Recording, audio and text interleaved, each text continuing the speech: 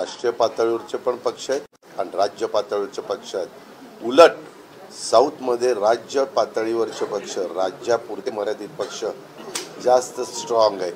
तुम्ही तेलंगणा घ्या, आंध्र प्रदेश घ्या, तामिळनाडू घ्या, ह्याच तामिळनाडू, केरळ, आंध्र प्रदेश, इव्हन बेंगलोरमध्ये देखील काही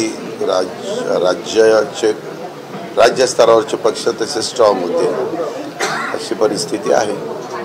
सर, इस बार दोनों तरफ से आरोप प्रत्यारोप हो रहे हैं, कोई भी विकास की बात नहीं हो रही है अमोल कोल्ली के साथ। मैंने हमेशा, आपको पता नहीं शायद, बारामती में पूरी मैंने जितने भी सभाएं ली वो सब डेवलपमेंट के बारे में मैंने बात की।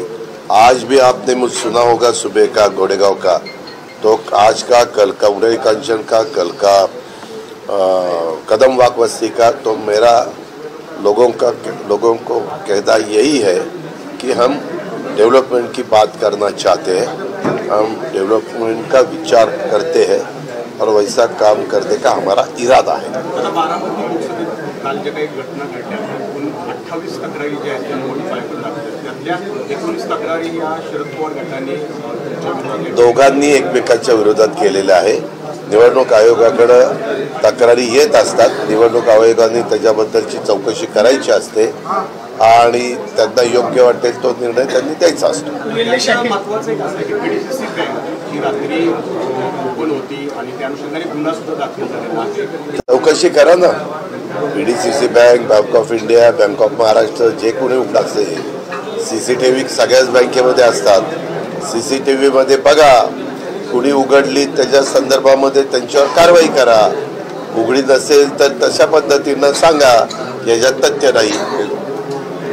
संभाजीनगर आणि ज्या याचिका दाखल झाल्या सगळ्या फेटाळलेल्या आहेत, हीच नावं आता राहत असणे चांगला निर्णय। कशाबद्दल?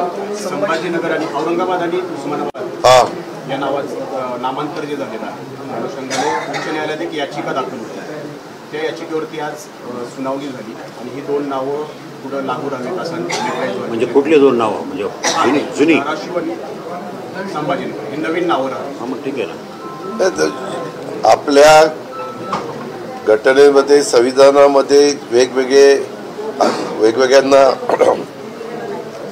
त्याच्याबद्दल कायदे करण्याचं, कायदे मंडळ वगैरे हे सगळे कामं चालत असतात, परंतु न्यायव्यवस्था जो निर्णय देते तो निर्णय सगळ्यांनी अंतिम मानायचा असतो। न्यायव्यवस्थेने निर्णय त्याच्या संदर्भातला दिलेला दिसतोय। सहसा मी आजपर्यंत गेले 30-35 वर्ष बघतो, एकदा न्यायव्यवस्थेने निर्णय दिल्यानंतर काही लोक वर अपील करतात, जर हायकोर्टाने केलेलं असेल तर सुप्रीम कोर्टाने करतात, सुप्रीम कोर्टाने निर्णय दिला असेल तर बेंच पुढे जातात आणि मग बेंच अंतिम निर्णय घेतो, तो आपण सगळेजण मान्य करतो। मला तुम्ही आत्ताच विचारतोय, पण तुम्ही न्यायव्यवस्थेने कुठलाही निर्णय दिलेला असेल तर तो निर्णय सगळ्यांनी मान्यच करायचा असतो। दादा, गोंदिया परिसरामध्ये अवकाळी पाऊस मोठ्या प्रमाणात झाला आहे, शेतकऱ्यांचं मोठं नुकसान होते, मात्र अजूनही पंचनामे वगैरे काही त्या संदर्भामध्ये सध्या आचारसंहिता चालू आहे, त्यात स्टँडिंग ऑर्डर असतात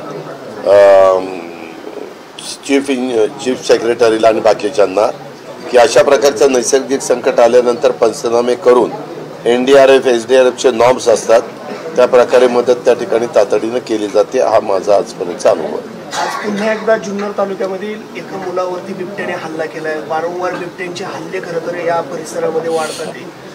वन विभाग अजूनही कुठेही या परिसरामध्ये खबरदारी घेताना पाहिजे। आता मी काही बोललो, तुम्ही प्रश्न विचारला, पुन्हा अजित पवार आचारसंहितेच्या काळात असं कसं उत्तर दिलं, त्यामुळे मी त्याच्या संदर्भात सरकार चालवणाऱ्यांनी किंवा आत्ता सरकारची जबाबदारी ज्या प्रशासनावर आहे त्यांनी सगळ्यांनी अशा गोष्टीमध्ये गंभीरपणे लक्ष घातलं पाहिजे आणि लोकांची, शेतकऱ्यांची, जनतेची सुरक्षितता ही प्रथम प्राधान्याने पाहिली पाहिजे, हे त्यांचं काम आहे।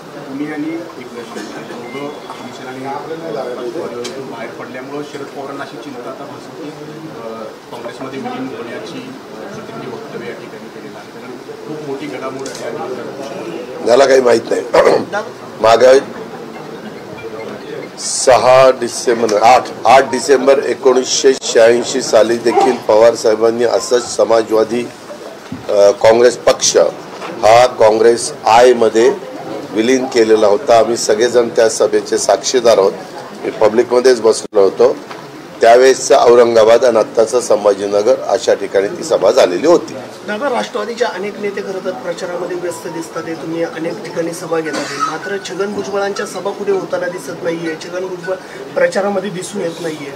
छगन भुजबळ साहेबांची मध्ये तब्येत थोडीशी नरम होती, त्याच्यामुळं ते त्या ठिकाणी शेवटी तब्येत तर चांगली असली पाहिजे ना.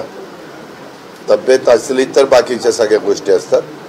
त्या संदर्भामध्ये जिथं आता तर जवळपास एकच मतदारसंघ तसा आमचा राहिलेला आहे, शिरूर लोकसभा.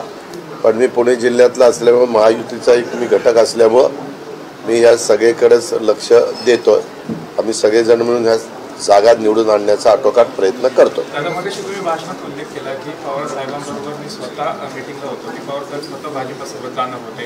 तर पवार साहेबांनी घेतलेला निर्णय बरोबर आणि तुम्ही घेतलेला निर्णय चुकीचा आहे, की कसं काय ह्याच्याकडे मी अशाच पद्धतीने पाहतो. आने वाले 4 दिनों में आपकी शिरूर में कितनी और सभाएं होने वाली है? मुझे मालूम नहीं, मैंने कैंडिडेट को बताया, पार्टी को बताया. जितने भी सभा मेरे ख्याल से 2 मावड़ में होने वाली, मावड़ कॉन्फ्रेंस में, फिर पूना में कुछ 2 उन्होंने मांगे. सुबह मुरलीधर मोहन मेरे पास आए थे और यहाँ 4-5 है और 2 नगर में उन्होंने डिमांड की है. खरं तर सुपर बँक यासाठी चौकशीची मागणी केली आहे. मूळ तक्रार आहे त्यांनी उत्पन्नाची मागणी केली आहे. कोणी? मूळ तक्रार सुरेंद्र मोहन अरोरा. ठीक आहे. ज्याला जो प्रत्येकाला आपापला अधिकार आहे, ज्यांनी त्यांनी आपापल्या अधिकाराचा वापर करून त्यांना अशा प्रकारचं मागणी करण्याचा अधिकार आहे. शेवटी न्याय व्यवस्था त्याबद्दलचा निर्णय घेईल. राजन विचारे यांनी आज बोलता बोलता म्हटलं की एकनाथ शिंदे 2005 सालीच भाजपवर आपलं काँग्रेसमध्ये जाणार होते, असं त्यांनी राजन विचारे लोकस्फोट केलं. आता आपण 2024 आणि 2005 ला काय होणार होतं? काय रे तुम्हाला प्रश्न विचारायला आम्ही संधी देतो.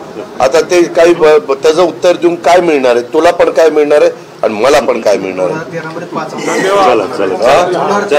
ओके. या मागच्या गोष्टी जे अमकं झालं होतं तमकं झालं होतं त्याला काही तो काळ गेलेला आहे. आता 2024चं बोला. विरोधी उमेदवाराकडून असा आरोप केला जातोय की जे या ठिकाणचे जे आमदार आहेत ते फक्त शरीराने त्यांच्यासोबत आहेत, मात्र मनाने ते या ठिकाणी ते काम करताना दिसत नाही. कोण? विरोधी उमेदवाराकडून असा आरोप केला. कुणाकडं? अमोल कोल्हेकडून असा आरोप केला जातोय. कुणाच्या बद्दल? आपण त्यांची नार्को टेस्ट करूया, म्हणजे नक्की कळेल की ते शरीराने कुठेही मनाने